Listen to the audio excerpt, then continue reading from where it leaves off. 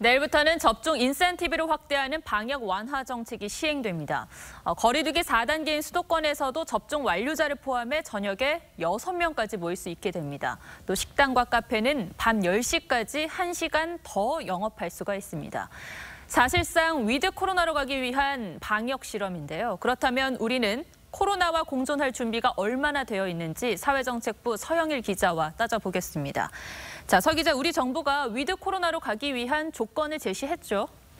네, 정부는 만 18세 이상 성인 80%, 고령층은 90% 이상이 접종을 마쳐야 위드 코로나로 전환할 수 있다고 했는데요. 예. 이 가운데 고령층 90% 이상 접종은 이미 달성했습니다.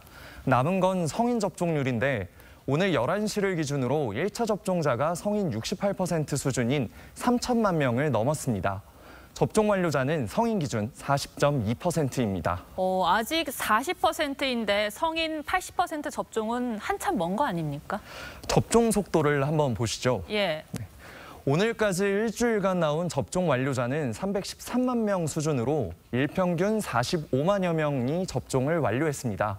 성인 80% 접종 완료 목표까지 1,754만여 명이 남았으니까 지금 속도대로 접종이 이루어진다고 가정하면 다음 달 중순쯤 목표치에 도달합니다. 물론 백신이 원활하게 수급된다는 조건에서입니다. 네, 역시 백신 공급이 관건이겠죠.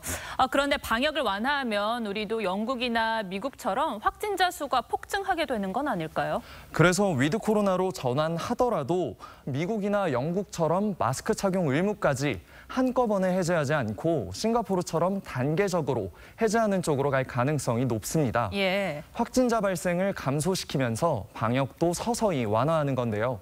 정부는 국민 70%가 1차 접종을 마치는 이달 중순부터 4차 유행이 감소세로 전환되면 다음 달 방역을 추가 완화할 예정입니다.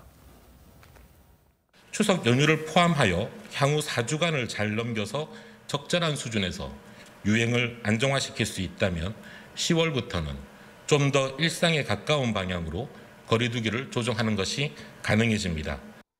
그런데 한 가지 걱정은 돌파 감염입니다. 위드 코로나로 전환하면 고령층 대부분이 백신을 맞았다 하더라도 돌파 감염돼서 치명률이 높아지면 어떡하죠? 네, 돌파 감염에 대비해 정부는 다음 달 고령층부터 추가 접종을 준비하고 있습니다. 예. 돌파 감염이 잇따르고 있지만 사실 백신 접종률이 높아지면서 치명률은 낮아졌습니다. 지난 3차 유행과 비교해 보겠습니다.